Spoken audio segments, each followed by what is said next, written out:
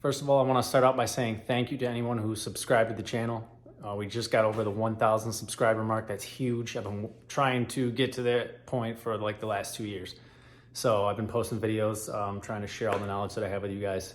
So I really appreciate that very, very much. You don't know how much that means to me. So if you're watching this video, you probably want to know a little bit more about paint protection film. You're probably thinking about, having it installed on your car, and someone might have told you some pros, maybe you heard some cons to it.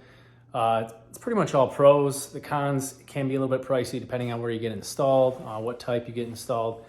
But I did have a question pop up the other day where someone asked if it's actually glossier or if it can make the paint look a little bit cloudy.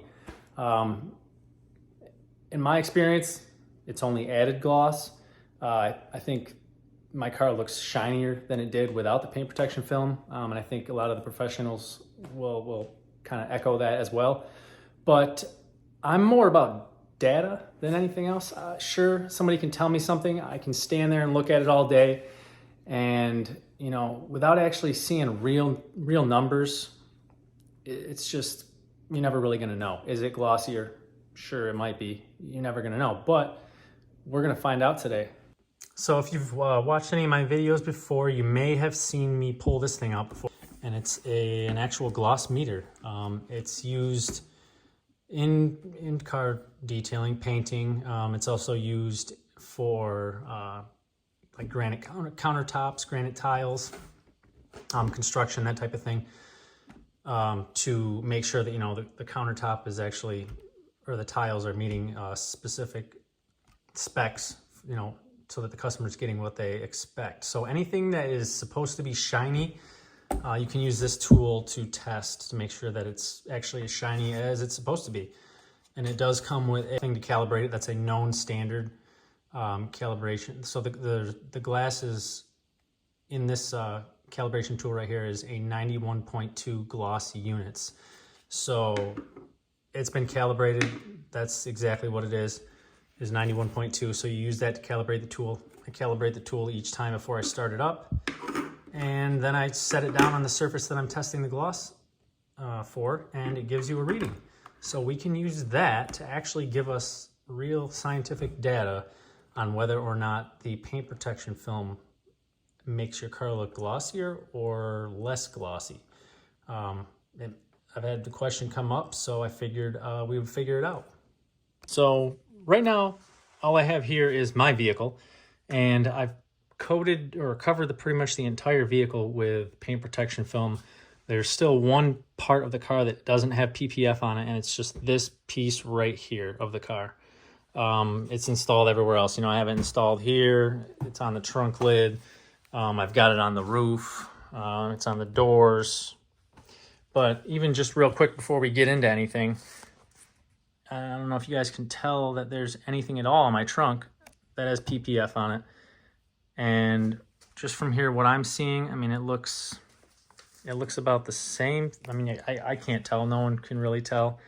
I do use Hexus body fence, and that's 100% optically clear. So it's going to be more clear and more glossy than like something like a 3M film you might buy on Amazon or whatever. That isn't optically clear. Naturally, urethane films have a yellow tint to them. Hexus has designed their film to be 100% clear, so it's not going to have that yellow tint. And then right here on my wall in the garage, we just happen to have a roll of Hexus Body Fence X paint protection film. So what we're going to do is we are going to get the car ready by cleaning, decontaminating. I'm going to do a quick polish on the area and get the clear coat as glossy as it would be naturally and with nothing on it. We're going to test the gloss level. I'm going to put a piece of tape marking so that we test the exact same area twice, and then I'm going to put this a piece of PPF on here real quick, and then we're going to test the gloss level again. All right, so first things first, we are going to do a little clay action in the area that I plan on applying it to and testing. I'm just gonna lightly rub this on here. The car's clean, but I wanna make sure I get everything off here before I buff or polish anything. I don't wanna leave anything behind. And then rub it into my paint. I think we're good. So we're gonna set that aside. All right, now to get the rinseless wash off of there that I used. Just gonna use some Gtechniq panel wipe. It's kind of just removes any residue or anything from polishes, waxes, grease, stuff like that. They recommend you use it before you ceramic coat, but we're gonna use it throughout the process here to decontaminate the substrate to make sure that it's just bare clear coat.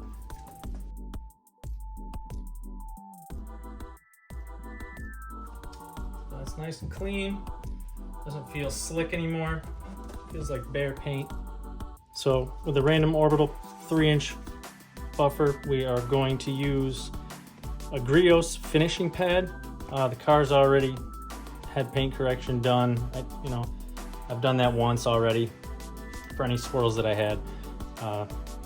The panel's essentially, swirl free, but I want to try to get as glossy of a finish as we can, just to give a true calculation here, a true reading with a gloss meter, if you will, of how glossy clear coat is without anything on it.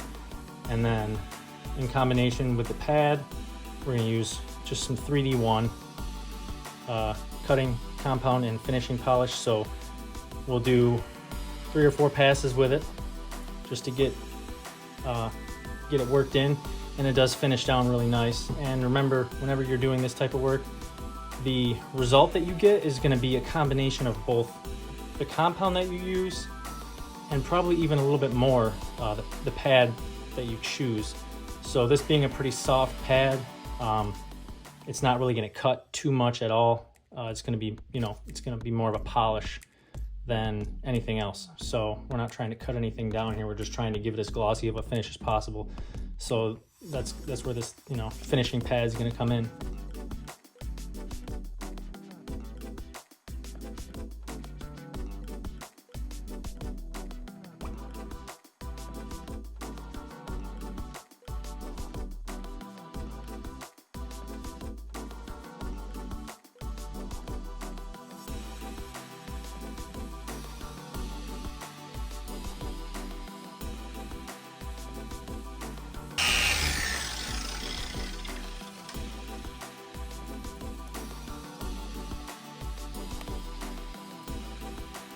All right, I'll bring you guys in a little bit closer just to see, so that you can see the paint before we put the film on. It is looking pretty glossy. No swirl marks, metal flakes looking good. Yeah, looks great. So we'll measure it with a gloss meter right now. I'll put a piece of tape down first so we measure the same spot afterwards. All right, so we got the tool calibrated. I'm going to hold it down against a flat surface. If I can get it on there, somewhere where it's flat. There we go. 94.4. Oh, 94 point. If I can stop moving my hand. About 94.6. And I had it right here. So we'll bring it back in after we put the film on, put it in the exact same spot. And I did measure a couple other areas. They're all right about 94. So it's 94, about 94.6. 94.6.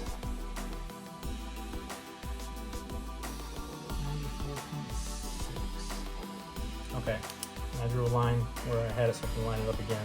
I'm gonna grab a piece of film, install it real quick, and then we're gonna let it set for about an hour to let the adhesive sort of start to cure on here, and then we're gonna test it again. All right, so we got the Hexus body fence right here. Going to put down a little bit of soapy slip solution on here. Make the area nice and wet. And I just used some Dawn Dish soap, a couple drops of that with some distilled water. You can just use tap water if you want. Going to spray the back side of the film a little bit too here. Get it nice and wet. That slip solution all over it, and then I'm just going to lay it down. Just start to push out some of the excess.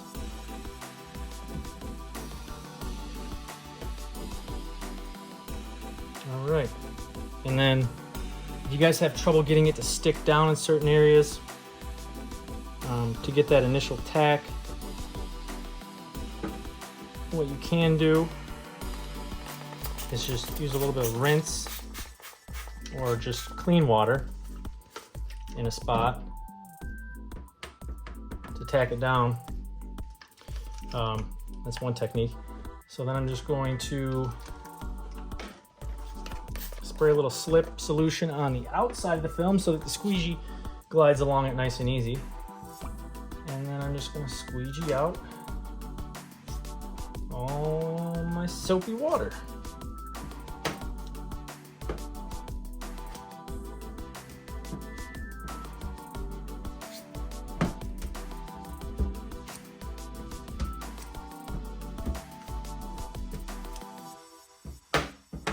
Make sure I get it all out of there so we're not measuring the gloss of soapy water.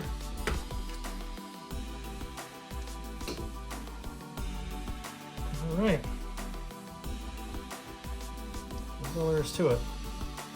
Now, of course, there's more to it when you're trying to do a contoured panel of the car, like the front bumper or something like that. But it's on there.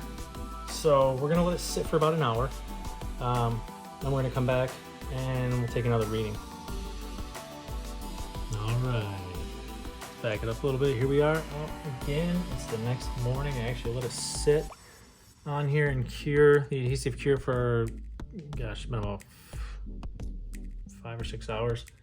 Let's see, we had it previously right about here. Just calibrated it, 95.3. Let's try up, I'm gonna keep it level. Let's try a little higher, 94.9. Maybe, no, it's not level there. Maybe here, 93.9. Try a little further back, 95.2. I'm actually getting a little bit higher gloss reading with the Hexus Body Fence paint protection film than I was getting with just the car alone, just the clear coat. So if you ever had a question, you know, how's it going to make my car look? It's going to make your car look awesome. That's the answer to the question. So I hope that answers some of your guys' questions, you know, regarding the appearance of the paint protection film. Am I going to be able to see it? Does it make my paint look cloudy? Is it going to, you know, ruin the finish that I have? The answer is no.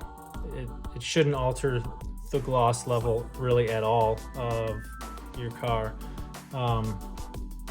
If it's installed properly, you're not even going to be able to tell that it's on there. That's the whole point of it. But you're going to have all that protection on your paint. That's going to do it for the video. Just a short little video for you guys. I hope that helps you out if you're in the market for some paint protection film or just wondering, you know, how does it make your car look. I think I'm actually going to do another video where I'll finish the paint protection film on the back quarter panel of the car. So we'll do that one big piece, and it's got some bends and curves in it. So I'll show you guys how to do that in case you want to do something a little more complicated as far as installing the paint protection film goes. Some of the other videos I've done have been simpler installs. Didn't really do any videos on larger panels on the car, but we'll go ahead and do that too. So like, subscribe, and we'll catch you later.